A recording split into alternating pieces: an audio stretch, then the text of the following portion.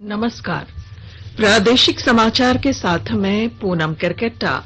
पहले मुख्य समाचार। प्रधानमंत्री नरेंद्र मोदी आज विजया राजे सिंधिया की जयंती शताब्दी पर वर्चुअल समारोह में 100 रुपए का सिक्का जारी करेंगे। राज्य में अब तक 83,000 से अधिक कोरोना मरीज ठीक हुए। रिकवरी रेट 90% से ऊपर। दुमका उपचुनाव के लिए झामुमो प्रत्याशी बसंत सोरेन आज नामांकन पत्र दाखिल करेंगे। मुख्यमंत्री हेमंत सोरेन भी रहेंगे मौजूद। और दुमका और बेरमो उपचुनाव में राजनीतिक दलों की सभा को लेकर गाइडलाइन जारी। चुनावी सभा में 6 फीट की दूरी जरूरी।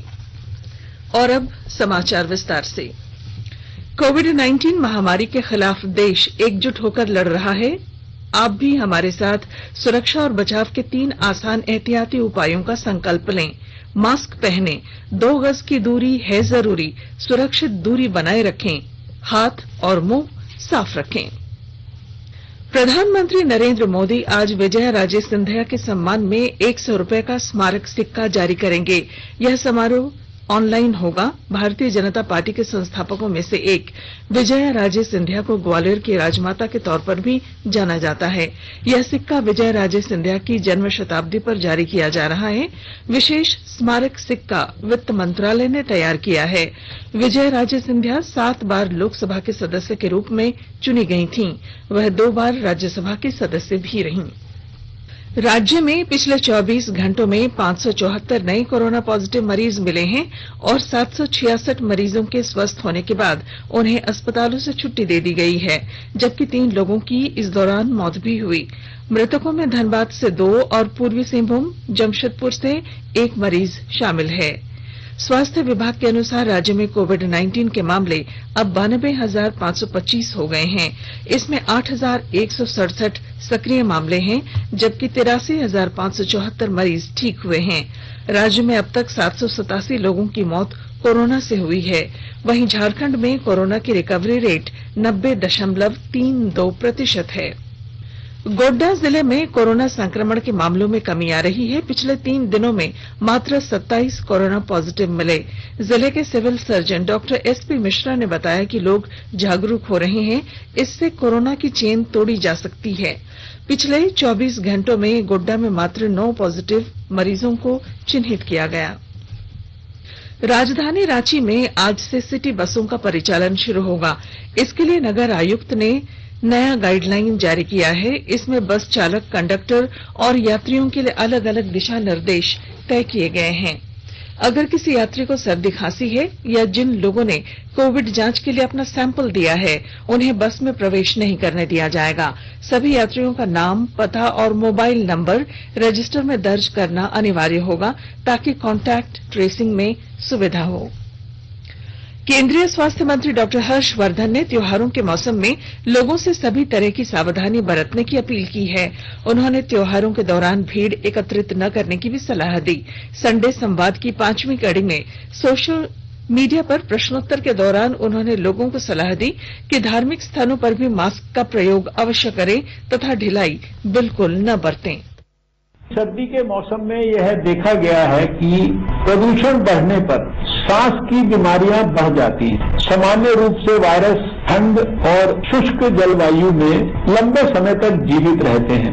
इनमें इन्फ्लुएंजा वायरस प्रमुख है। इसके अलावा कोरोना के 4 अन्य प्रकार के वायरस भी हैं जो सर्दियों में तेजी से फैलते। इसलिए कोरोना वायरस के संक्रमण से बचने के साथ साथ आप कोरोना से बचाव के लिए सभी जरूरी व्यवहारों का पालन अवश्य करें। देश में अब तक 60 लाख से अधिक कोविड रोगी स्वस्थ हो चुके हैं।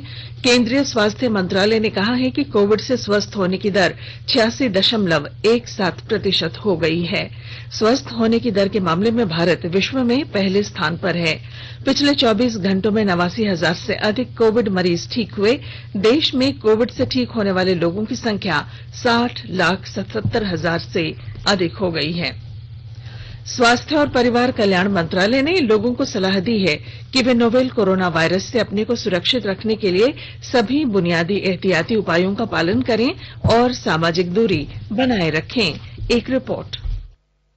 सरकार ने कहा है कि आवश्यक वस्तुओं की पर्याप्त आपूर्ति जारी है और लोगों को चिंता करने की कोई जरूरत नहीं है। लोगों को सलाह दी जाती है कि वे आवश्यक वस्तुओं और चिकित्सा सामानों की खरीदारी करते समय धैर्य रखें और शांत रहें। आवश्यक वस्तुओं को खरीदने के लिए बार बार बाहर निकलने से बचें। साथ ही लोगों से हाथ मिलाने और गले लगने से भी बचना चाहिए। बाजार, मेडिकल स्टोर और अस्पतालों में लोग कम से कम 1 मीटर की दूरी बनाए रखें। घर पर गैर जरूरी सामाजिक समारोह से बचा जाना चाहिए और घर पर मेहमानों को नहीं बुलाना चाहिए। लोगों को अपनी आंख, नाक और मुंह छूने से बचना चाहिए और लगातार हाथ साफ करते रहना चाहिए। हाथ को दोनों तरफ से कम 20 सेकंड तक रगड़कर धोना चाहिए। यदि कोई व्यक्ति खांसी या बुखार से पीड़ित है तो वह दूसरों के संपर्क में आने से बचे और डॉक्टर से तुरंत परामर्श ले। स्वास्थ्य मंत्रालय ने कोरोना वायरस के बारे में जानकारी के लिए एक टोल फ्री नंबर 1075 जारी किया है। इधर राज्य सरकार की ओर से भी कई दिशा निर्देश जारी किए गए हैं। इस सिलसिले में सरकार ने हेल्पलाइन नंबर 181 जारी किया है। सरकार ने कहा है कि कोरोना वायरस से संदिग्ध तौर पर संक्रमित कोई व्यक्ति पाया जाता है तो इसकी सूचना 0651 जो रांची का कोड है और टेलीफोन नंबर 2261-000 तथा 2261-002 के अलावा फैक्स नंबर 2261-856 और मोबाइल नंबर 9955837428 पर दी जा सकती है। आकाशवाणी रांची भी आपसे अपील करता है कि कोविड-19 के संक्रमण से बचने और अन्य लोगों को सुरक्षित रखने के लिए कृपया घर पर ही रहें और सरकारी दिशा निर्देशों का पालन करें। आकाशवाणी के ताजा तरीन समाचारों के लिए आप हमारी वेबसाइट newsonair.com पर लॉग ऑन कर सकते हैं। ताजा समाचार Twitter handle @AIR News Alerts और Facebook page All India Radio news पर भी उपलब्ध है। आप प्रादेशिक समाचार एकांश के Twitter handle @AIR News_ Ranchi और Facebook page AIR News Ranchi के अलावा YouTube channel regional news unit Ranchi पर भी हमारे बुलेटिन सुन सकते हैं। प्रादेशिक समाचार आप आकाशवाणी रांची से सुन रहे हैं और अब पेश हैं कोरोना से बचाव के कुछ संदेश। कोविड-19 से बचाव और सुरक्षित रहने के 3 उपाय। मास्क लगाएं, 2 गज दूरी है जरूरी, सुरक्षित दूरी रखें, हाथ और मुंह साफ रखें। दुमका विधानसभा उपचुनाव के लिए झारखंड मुक्ति मोर्चा के प्रत्याशी के रूप में आज बसंत सोरेन नामांकन करेंगे। नामांकन के दौरान मुख्यमंत्री हेमंत सोरेन भी उपस्थित रहेंगे। उपचुनाव में झामुमो प्रत्याशी की सीधी टक्कर भाजपा प्रत्याशी डॉक्टर लुइस मरांडी से होगी। झारखंड में 2 सीटों पर होने वाले उपचुनाव के लिए भारतीय जनता पार्टी ने कल प्रत्याशियों की घोषणा कर दी। पार्टी ने लुइस मरांडी को दुमका से और योगेश्वर महतो बाटुल को बेरमो से चुनाव मैदान में उतारा है। दुमका और बेरमो उपचुनाव में राजनीतिक दलों की सभा को लेकर गृह, कारा और आपदा प्रबंधन विभाग ने गाइडलाइन जारी की है। हॉल में सभा होने पर क्षमता से आधे लोगों को शामिल होने की अनुमति दी गई है, लेकिन यह 200 से अधिक नहीं होनी चाहिए। जहां खुली जगहों पर सभा में लोगों के शामिल होने की कोई संख्या तय नहीं की गई है। शर्त है कि इसमें लोगों के बीच की दूरी 6 फीट होनी चाहिए। विभाग ने राजनीतिक दलों के लिए भी एसओपी जारी की है। इसके तहत सभा के लिए जिला प्रशासन की अनुमति लेनी होगी।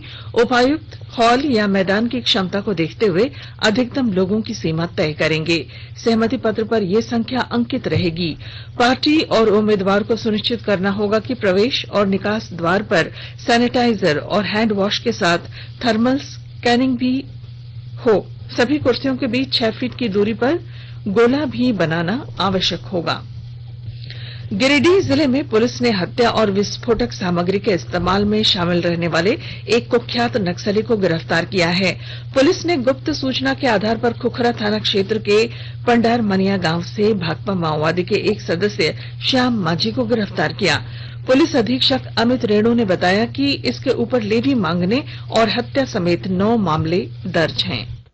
तो सूचना प्राप्त हुई थी कि खुखरा थाना अंतर्गत कुछ नक्सलियों का मूवमेंट हुआ है, जिसमें एक ऑपरेशन लॉन्च किया गया सीआरपीएफ 154 के कंपनी और वहां के लोकल थाना खुखरा एवं हरलाडी के संयुक्त ऑपरेशन लॉन्च किया गया, जिसके अंतर्गत वहां पे सर्च अभियान चलाया गया। ग्राम पंडरिया कांड अंतर्गत एक व्यक्ति की गिरफ्तारी की गई है, जिनका पहचान श्याम मुर्मू और श्याम मांझी और श्याम मरांडी के नाम से हुआ है। जयपुर में काफी नक्सली घटनाओं में वांटेड भी हैं और दस्ता के साथ चलने की सूचना प्राप्त हुई थी। सीआरपीएफ और सैट 151 के सशस्त्र बल के द्वारा इसमें अच्छा कार्य किया गया है। गिरफ्तार किए गए व्यक्ति अपने संलिप्तता करीबन 9 घटनाओं में स्वीकार किया है, जो नॉन नक्सली हैं, जो आइडेंटिफाइड। केंद्र सरकार ने कहा है कि राज्य में खरीफ विपणन वर्ष 2020-21 के लिए धान की खरीद सुचारू रूप से चल रही है। अब तक 2 करोड़ 83 लाख से अधिक किसानों से 32 लाख 12 हजार मीट्रिक टन धान की खरीद की जा चुकी है। गिरिडीह जिला प्रशासन ने अनुसूचित जाति और पिछड़े वर्ग के लोगों को चिकित्सा अनुदान की राशि स्वीकृत कर दी है। इससे उन्हें इलाज में मदद मिलेगी। विस्तृत ब्यौरा दे रहे हैं हमारे गिरिडीह संवाददाता। सरकार अनुसूचित जाति एवं पिछड़ी जाति के लोगों के स्वास्थ्य को लेकर गंभीर है। गिरिडीह डीसी राहुल कुमार सिन्हा ने अनुसूचित जाति एवं पिछड़ी जाति के 73 गरीब लोगों को चिकित्सा अनुदान मद से अनुदान की राशि स्वीकृत की है। डीसी राहुल सिन्हा ने सिविल सर्जन और जिला कल्याण पदाधिकारी के साथ बैठक कर गरीब अनुसूचित जाति एवं पिछड़ी जाति के बीच 5,10,000 रूपये अनुदान राशि को स्वीकृत कर दिया है। डीसी ने बताया कि इससे इनके इलाज में मदद मिलेगी। रमेश प्रभाकर, आकाशवाणी समाचार, गिरिडीह। केंद्रीय वित्त मंत्री निर्मला सीतारमण आज नई दिल्ली में वीडियो कॉन्फ्रेंसिंग के जरिए जीएसटी परिषद की 43वीं बैठक की अध्यक्षता करेंगी। बैठक में राज्यों के लंबित जीएसटी क्षतिपूर्ति भुगतान के तरीकों पर विचार विमर्श की संभावना है। क्रिकेट।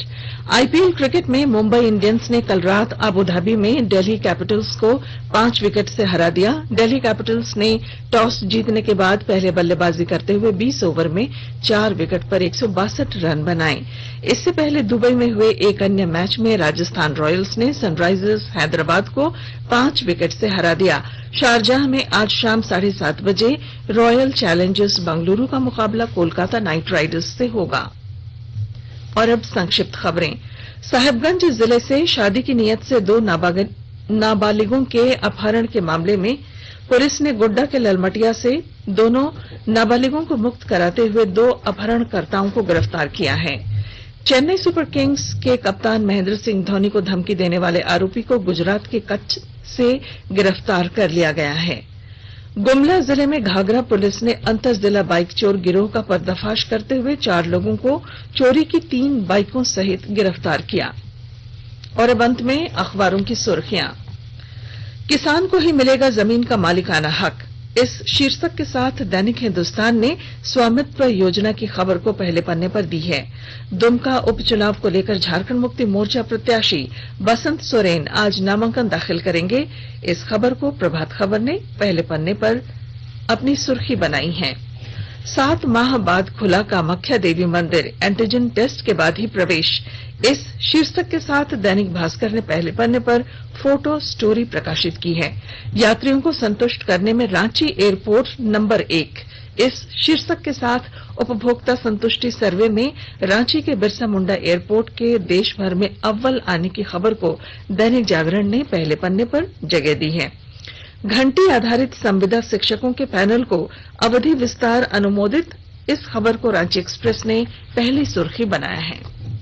अंग्रेजी दैनिक हिंदुस्तान टाइम्स ने हाथरस मामले में सीबीआई द्वारा केस दर्ज करने की खबर को पहले पन्ने पर जगह दी है। और द टाइम्स ऑफ इंडिया ने प्रधानमंत्री नरेंद्र मोदी द्वारा स्वामित्व योजना के तहत संपत्ति कार्ड के वितरण की खबर को प्रमुखता से प्रकाशित किया है। और अब बुलेटिन के आखिर में मुख्य समाचार। प्रधानमंत्री नरेंद्र मोदी आज विजया राजे सिंधिया की जयंती शताब्दी पर वर्चुअल समारोह में 100 रुपए का सिक्का जारी करेंगे। राज्य में अब तक 83,000 से अधिक कोरोना मरीज ठीक हुए, रिकवरी रेट 90% से ऊपर। दुमका उपचुनाव के लिए झामुमो प्रत्याशी बसंत सोरेन आज नामांकन पत्र दाखिल करेंगे। मुख्यमंत्री हेमंत सोरेन भी रहेंगे मौजूद। और दुमका और बेरमो उपचुनाव में राजनीतिक दलों की सभा को लेकर गाइडलाइन जारी, चुनावी सभा में 6 फीट की दूरी जरूरी। और इसके साथ ही आकाशवाणी रांची से प्रादेशिक समाचार का ये बुलेटिन समाप्त हुआ। नमस्कार। घर में रहिए, सुरक्षित रहिए और सुनते रहिए आकाशवाणी।